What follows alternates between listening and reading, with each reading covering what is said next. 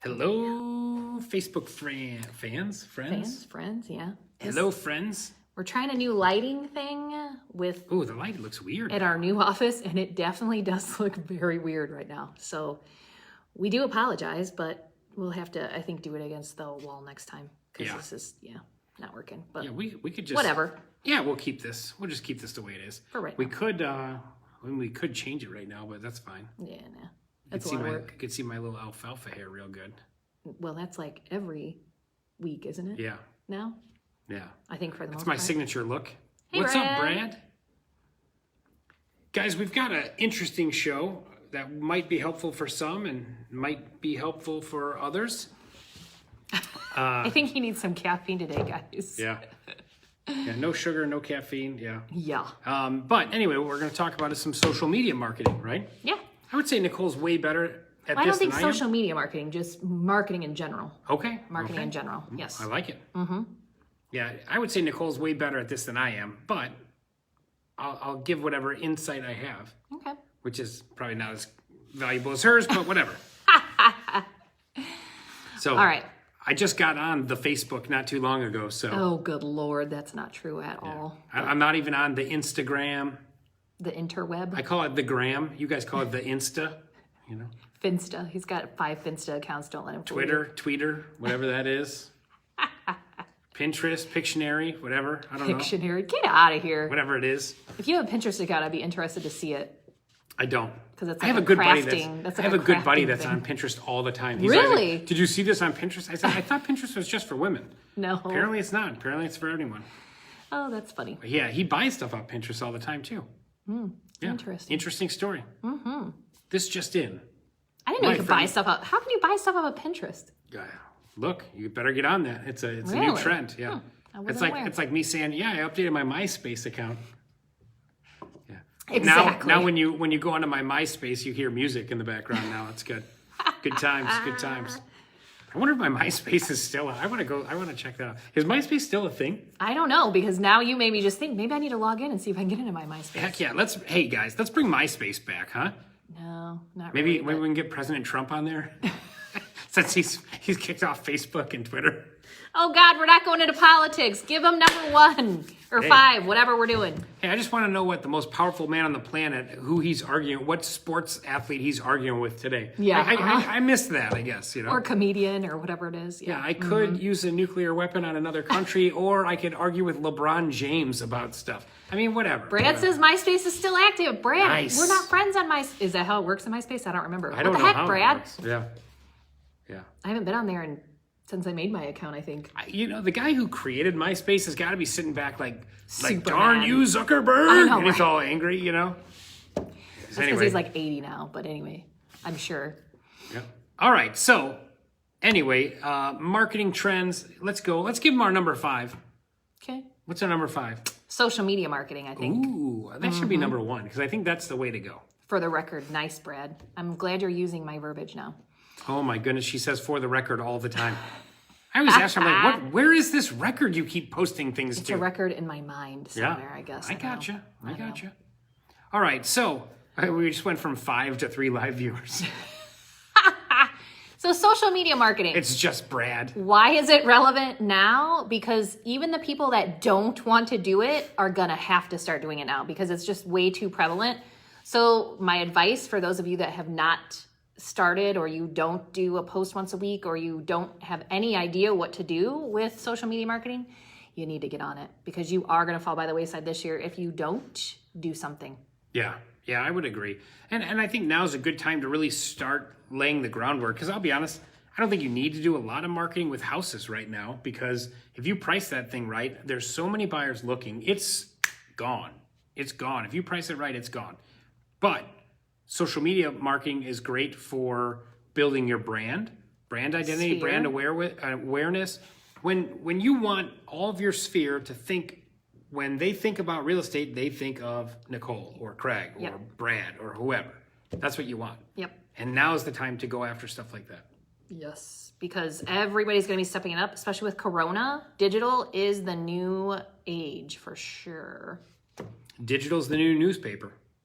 That is true. I just made that up. That is weird, but true. Yeah. Yeah. Sorry, newspapers. You know, I do read all my news online. I'm not gonna lie. Hey, newspapers! MySpace just called, and they're wondering if you guys can get together, have a malted. That's something from like the 50s, right? Have a root beer float. Yeah, I want to go if you want. Yeah. So go get some fountain beverages. Mm-hmm. All right, so let's go on to our number 4. Number 4 thing. What's number 4?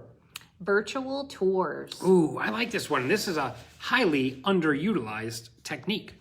Yeah, I think a lot of people, especially with Corona, when we weren't allowed to show people houses unless they absolutely had to move, virtual tours became a real thing. Andrea? You should know how to do a virtual tour live with a client and what software you're going to use. I have to say, I know that is not true for every agent. You should have that down at this point because it's going to continue. I think we're going to see the virtual tour trend continue this year. For sure. Yep. For sure. So I would say definitely, do that. Virtual tours. Is that all you got? No. There's 2 ways. Okay, look, if you have the Zillow Premier Agent app, also Zillow allows you to do up to a 2-minute tour, and that's pretty cool. They put them on Zillow. There's no audio. They just put some background music on there for you. I think you could still do that. Oh, so that's a different virtual tour than what I mean. Oh, I'm you're talking saying like a virtual showing, walkthrough. like a virtual showing. Yes. Because that is going to still be relevant this year, I think, and going forward, because people are realizing it's easier. In my opinion, though, I don't think they get to see everything they need to see about a house, so I would still recommend an in-person showing. Yeah, I would argue that's a waste of time. Just because I think even if you end up doing that and the buyer likes it, they're still going to want to come out and take a look at it before they make an offer for the most part. Virtual's here to stay, man. It's going to happen. No. Like I said, I'm not against it. I'm just saying I think it's a waste of time because I think buyers aren't buying virtually right now. Yeah. I mean, I know like the iBuyers, even that scenario, like usually there's a physical walkthrough attached to the contract. So like within the inspection period that they're also going to do a physical walkthrough. Mm-hmm. So that's why I think they're a waste of time. But I do know some agents that did, they use their iPad or their phone or whatever and did like a FaceTime walkthrough and stuff like that. So yeah. It's something that we're doing right now, I guess. So yeah.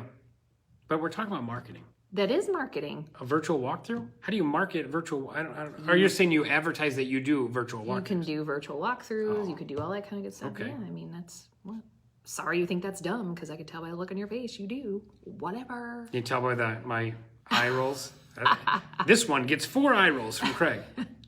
5. Okay, so let's move on to number 3. What's number 3?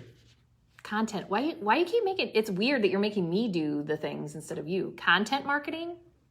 I don't know. So real estate agents are shifting their focus to less expensive marketing because they're having to keep their marketing dollars in check with everything that's going on with COVID still.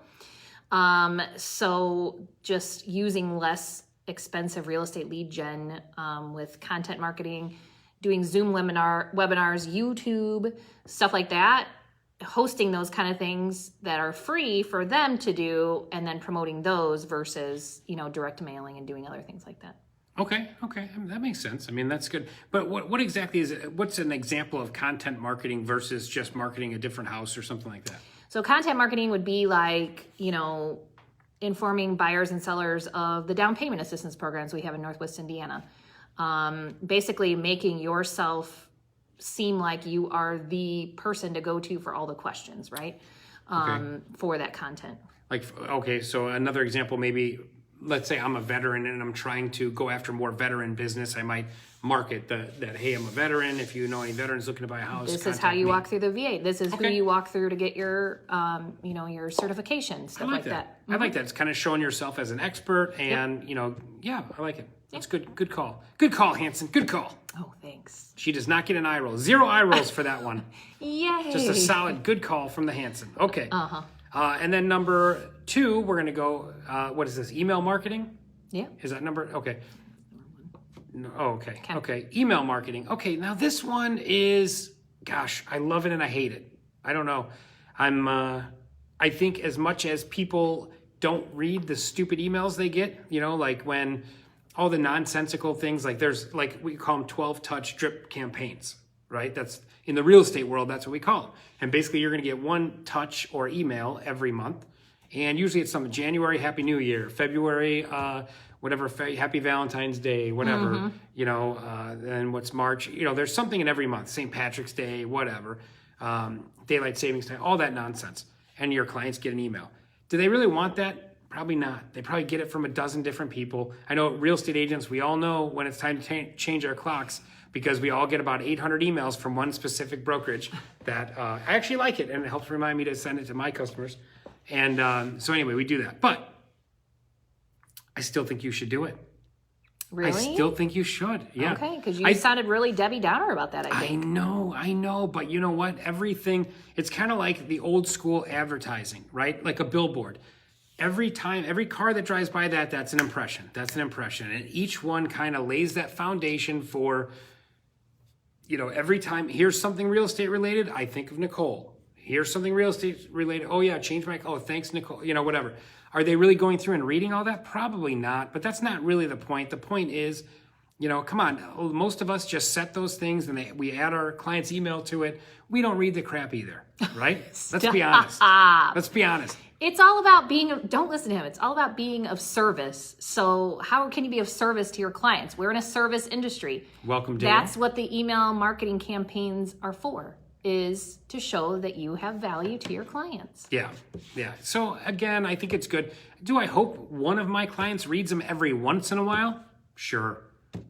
But what I really want is them to call me when they have a real estate question. That's what I really want. But it's a way to keep in touch, again, without having to spend a lot of money normally, and show that you actually do care about your client and their home, or them selling their home, or whatever's going on with them. So yeah, for sure. For sure. And what's our number one? This is something you and I were talking about yesterday a little bit. Our number one is automation. How do you set yourself up for success? Let it happen automatically. That's the key. So it's happening every day. Then you're constantly marketing. You're constantly doing stuff without a ton of energy towards that. Yep. So talk to us a little bit, Hanson, about automation, because I know you are one of the best at this that I've ever seen do it. Oh gosh, I don't know about that. But honestly, it's my unicorn. The more automated you can get, the more systemic you can get, the easier things are, and you can start working on other things that you want to pursue, right?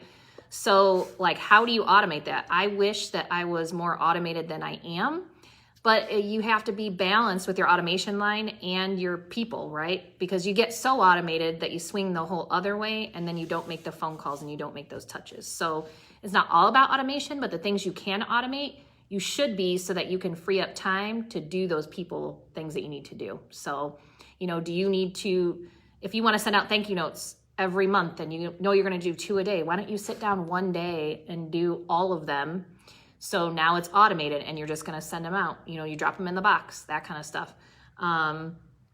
Just thinking about how you can use your time more wisely so that you can get a lot of those things automated for you, like drip cards, anniversary cards, stuff like that. Yep, Brad, you're right. Yeah, and I've got one of my favorite lenders. They have, like, they send me an email like, hey, look, it's the anniversary of when your buyer bought this house. Yeah, me too. They send stuff, hey, it's your client's birthday, stuff like that. I love those because I don't capture that data, and they do. So that's awesome, also awesome. So sometimes if your lender doesn't do that, one, find one that does, or two, ask them to start getting that information. Yep. Because they probably have to clear it, you know, birthdays and stuff like that. Probably got to clear through the client. So. Yep. Anyway, but yeah, those are some great things. I mean, automated stuff is great. There are a lot of cool automated features you can do with Google Calendar, and with Google has like Google Forms. You can do like surveys and stuff like that and get answers back and have all the answers go on a spreadsheet. There's a lot of cool things you can do with Google Drive and Google Forms. And I'm not that advanced. I do not do that. Advanced, yeah. Get it? Yeah, that's cool. But I'm not that advanced. I do, like, my mentor, he will do like whatever and make these sheets do all. I cannot do that stuff, folks. That I do not do that, but it is out there. If you've ever taken a Marky Lemons course, she talks about that some. Oh yeah, Marky Lemons is fantastic. She's very good for that. Yeah. But I have not been able to grasp it. And I will tell you this, there is another website that you should probably check out. I think there's an app you can download too that's free. It's called like IFTTT or something. It stands for if this then that. And basically what they do is can, like, for instance, I made a separate Google Calendar that said daily accountability. And I put on there every day at noon, I put an appointment in there. It just said daily accountability. Then through the If This Then That app, what I had to do was every time the calendar went through one of those events, it would trigger an email that went out to a specific list of people, and it did all that. So every day, basically, I was training a couple agents and where I was tracking their production. So every day at noon, they would get an email that said, how many contacts did you make today? How many this? How many that? And those were sent in a Google form. All the answers went onto a Google Doc. So I had this, Google Sheets, a spreadsheet. So then I had all this stuff, this data was sent to me every day. And it was really cool. You could track stuff. You could build scoreboards that, you're keeping track of how many your team's got or how many deals you have going. It tracks your lag measures your lead measures, like how many phone calls you're making in a day and things like that. So it's awesome. How you're trying to grow your sphere, how many new SOI people you added. Yep. You have to Jen, definitely have to have Jen. tracking measures, and the more information that you use and the more detailed you get, the more successful you're going to be. That's what I've seen. Yeah, and listen, young lady, Jennifer, why aren't you here working at the office right now? Yeah, we're here. We're here. Where are you? 4DX. What does that mean? I don't know either. Yeah. I don't know. All right. But that's it. That was number 1. Automation, automation, automation. For those of you that have not started getting into any of this stuff, you got to start this year. You have to. Yep. To stay relevant, you have to. Yep. I agree. Especially those that are, beginning or mid-career. Those of you that have been around forever and, a sphere calls you every day, that's different. But, the mid-tier or, beginners, you have to. You have to get into all this. Yep. You better do it. Better do it so we can see you next year. Yeah, your real estate agent friends and family are doing it. That's for sure. Someone is. They are. There was an old saying that's lead and lag measure comes from. Oh yeah, you're right. That's where I got it from. Yeah, excellent. That's a good book. 4 Disciplines of Execution. That sounds like I'm sure you guys. It was a great book, but I only read fiction. I can't read nonfiction. Okay. It hurts my head. It's too much. Well, you know what? It's one of those things, there's no sense in reinventing the wheel. And, you could read one of these great books that has all these different ideas already implemented, or you could see how it worked out and stuff like that. So that's it. I'm taking kids for haircuts plus getting to know the new doggy. I got. Yep, Jennifer got a new dog. Send us a picture of the new dog. I got. She sent me one. Oh. It's a cute dog. I didn't get one. What the heck, Jennifer? Skipper gosh. Just kidding. Secret agent, Jennifer Marie. I know, right? Yeah. All right, guys, that's all we have for today. We will see you next week. If you have any questions, comments, please comment below. And I'll try to write the show next week so it's more exciting. Really? Whatever. Bye. Bye. Hit the finish button. Don't tell me what to do. Really? Is that what we're going to do right now? I think people like watching the end of the show where we just,